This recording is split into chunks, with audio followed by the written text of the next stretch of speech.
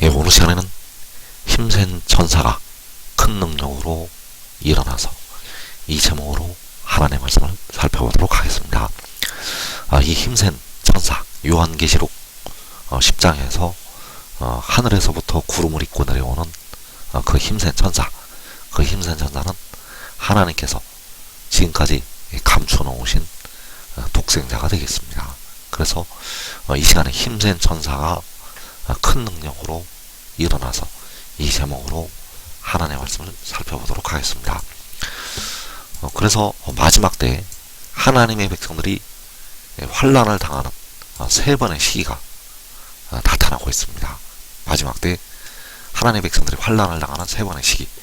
첫째로는 요한계시록 6장에서 주님께서 공중에 임하시기 전에 이 땅에 큰 환난이 있게 됩니다. 그래서 가장 많은 백성들은 요한계시록 6장에서 그 환난으로 들어가게 됩니다.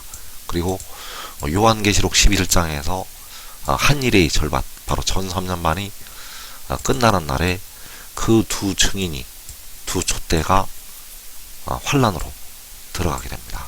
그리고 요한계시록 13장과 14장에서 후 3년 반 기간에 짐승이 42달을 다스리게 되는데, 그 기간에 짐승의 우상을 세우고 666이라는 그 짐승의 수를 그 이 땅에 사는 사람들에게 받게 합니다. 그래서 그 기간에 환난을 당하는 성도들, 그래서 그 성도들이 후 3년 만에 환난을 당하게 되고, 그래서 이 백성들이 세 번에 걸쳐서 환난을 당하게 됩니다.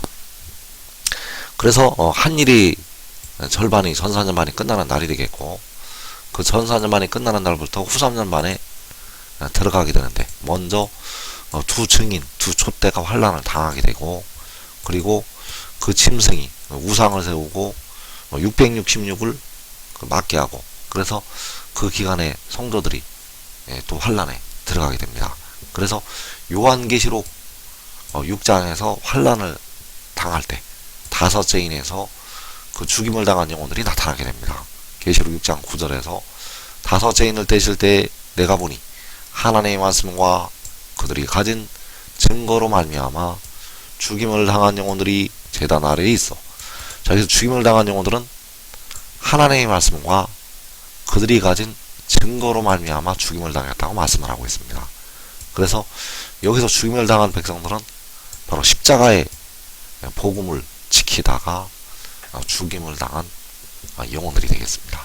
그리고 계시록 11장에서 전사년만이 끝나는 날 짐승이 올라오게 됩니다.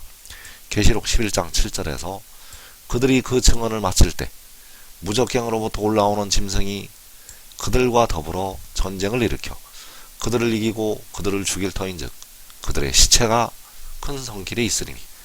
자, 그들을 죽인다고 말씀을 하였는데, 그들은 이 죽임을 당한 영혼들과 다른 사람들이 되겠습니다. 계시록 6장에서 죽임을 당한 영혼들과 다른 부류의 백성들이라는 것. 그래서 여기서 죽임당하는 그들은 바로 두 증인이 되겠고 두 촛대가 되겠습니다.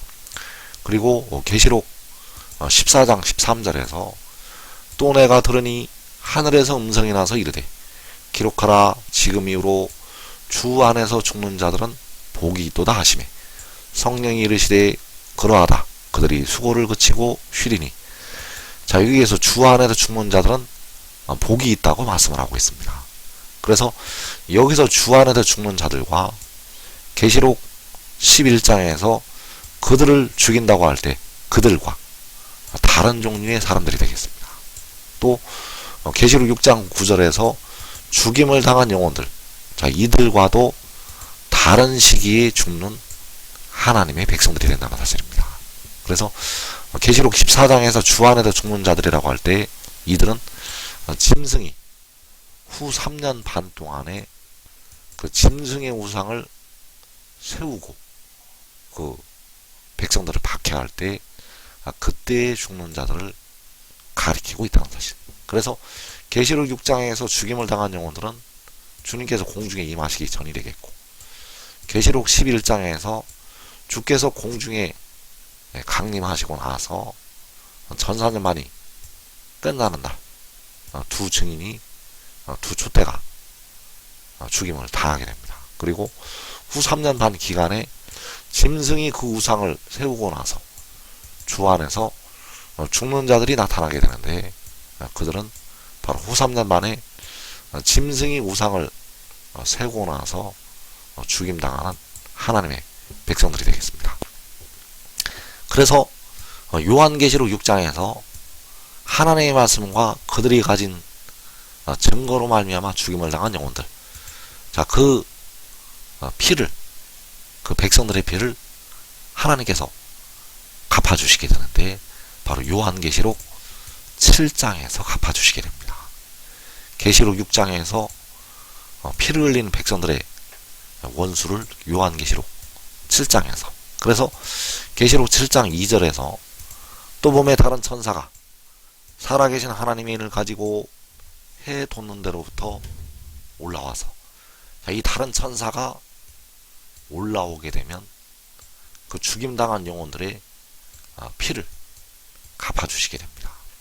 그리고 계시록 11장에서 전산전만이 끝나는 날, 그리고 계시록 13장과 14장에서 후 3년 만에 죽임을 당하는 성도들, 자, 이들을, 그 원수를 또 갚아주시게 되는데, 계시록 19장 11절에서 백마와 그것을 탄 자가 내려와서 그들의 원수를 갚아주시게 됩니다. 그래서 계시록 19장 11절에서 또 내가 하늘이 열린 것을 보니 보라, 백마와 그것을 탄 자가 있으니 그 이름은 충신과 진실이라.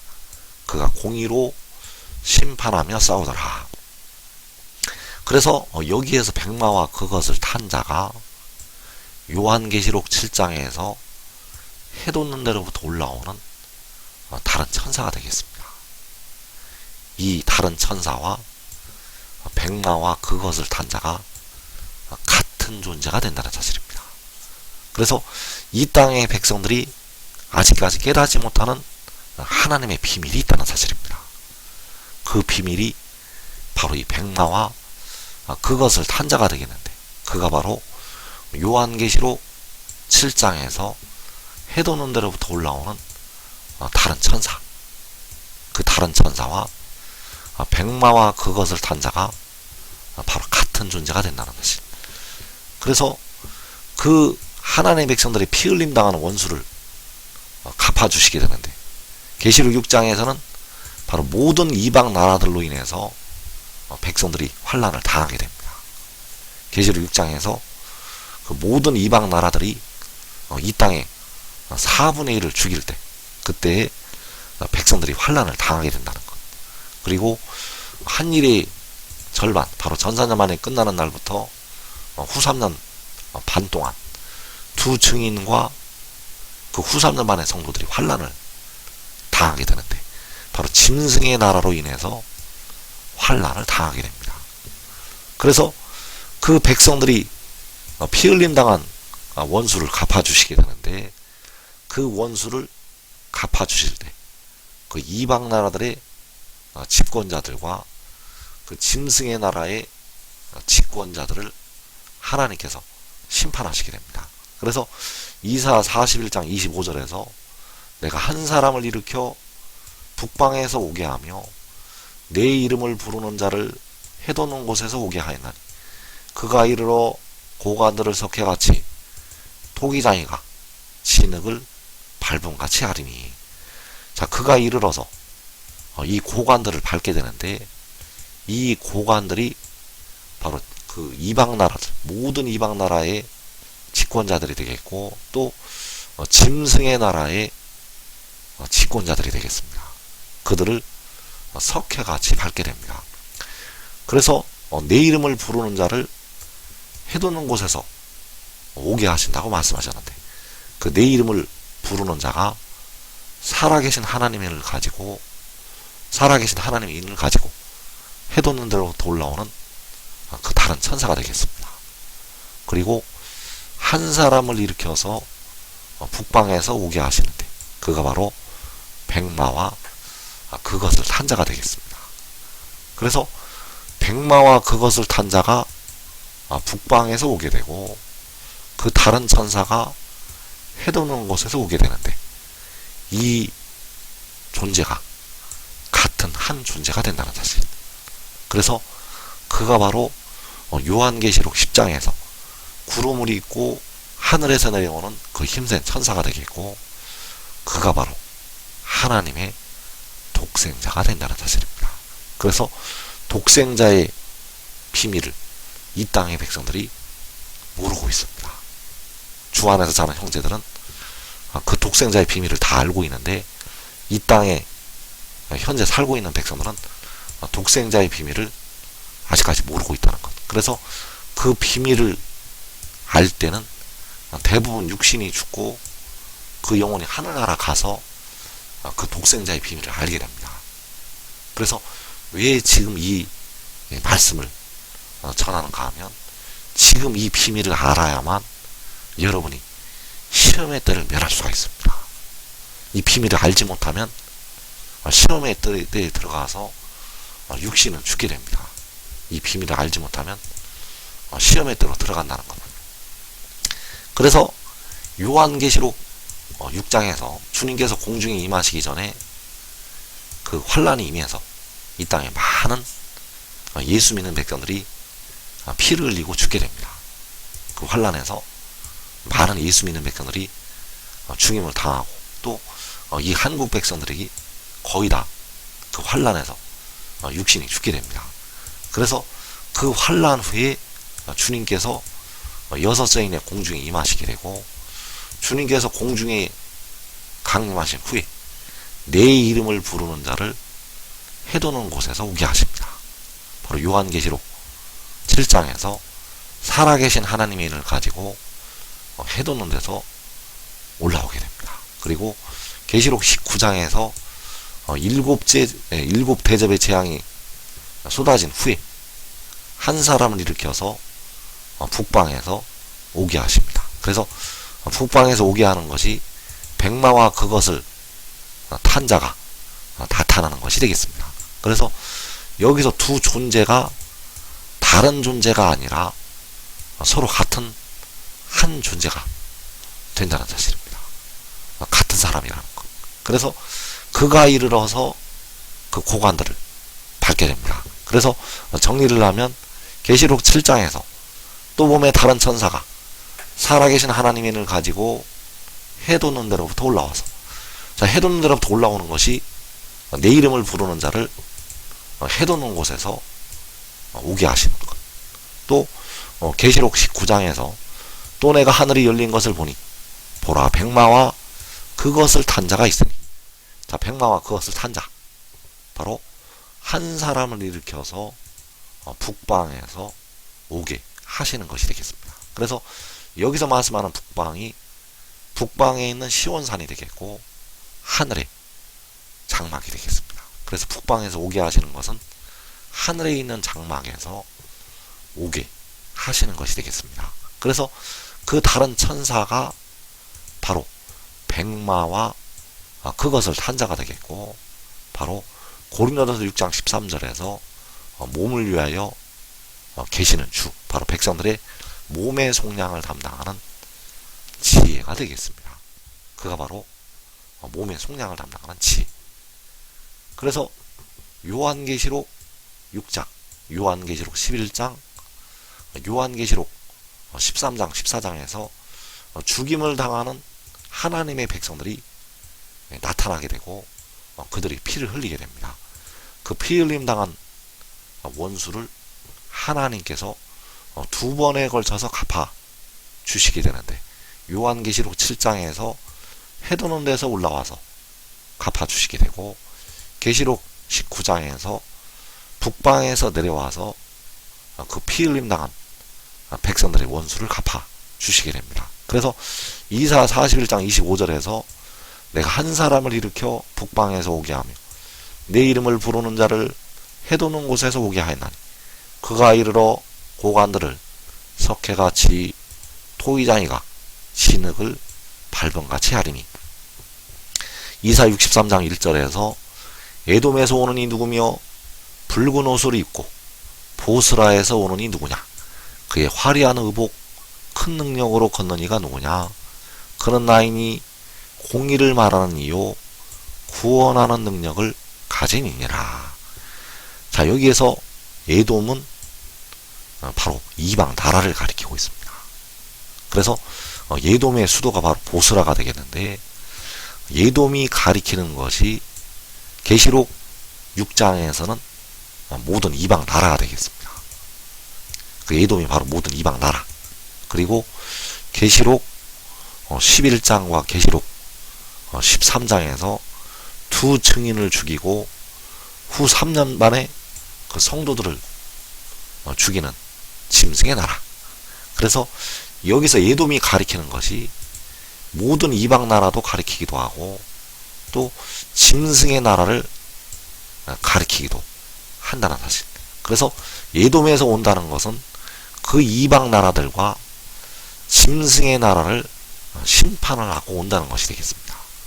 에돔에서 온다는 것은 그 짐승의 나라와 그 이방 나라들을 심판하고 온다는 것. 그래서 계시록 7장에서는 계시록 6장의 4분의 1을 죽인 그 이방 나라를 심판하고 올라오게 되고 그리고 계시록 19장에서는 그 짐승의 나라를 심판하고 오는 것이 되겠습니다.